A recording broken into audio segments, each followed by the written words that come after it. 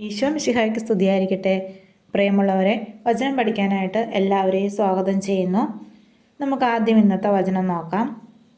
സുഭാഷിതങ്ങൾ 20:20. അപ്പനെയോ അമ്മയെയോ പ്രാകുന്നവൻ്റെ വിളക്ക് കൂരിരുട്ടിൽ കെട്ടുപോകും.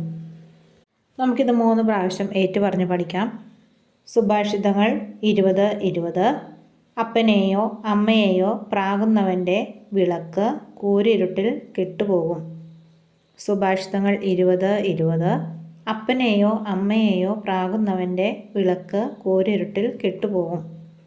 സുഭാഷിതങ്ങൾ 20:20. അപ്പനെയോ അമ്മയെയോ പ്രാകുന്നവൻ്റെ വിളക്ക് കൂരിരുട്ടിൽ കെട്ടുപോകും. ഇനി കഴിഞ്ഞ ആഴ്ച പഠിച്ച എല്ലാ വചനവും നമുക്ക് ഒന്നുകൂടി ഓർത്തു നോക്കാം. നിയമാവർത്തനം 4:7. നാം വിളിച്ചപേക്ഷിക്കുമ്പോഴൊക്കെ നമ്മുടെ ദൈവമായ കർത്താവ് നമുക്ക് സമീപസ്ഥനായിരിക്കുന്നത് പോലെ ദൈവം ഇത്ര അടുത്തുള്ള വേറെ ഏത് ശ്രേഷ്ഠ ജനതയാണുള്ളത്?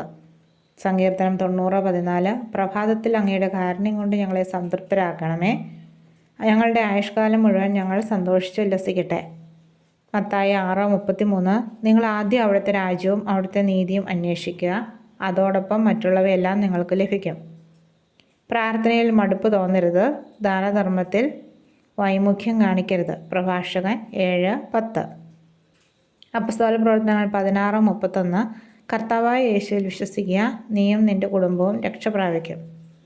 ജെറമ്യ 32:27. ഞാൻ സകല മർത്യരുടെയും ദൈവമായ കർത്താവാണ്, എനിക്ക് അസാധ്യമായി എന്തെങ്കിലും ഉണ്ടോ?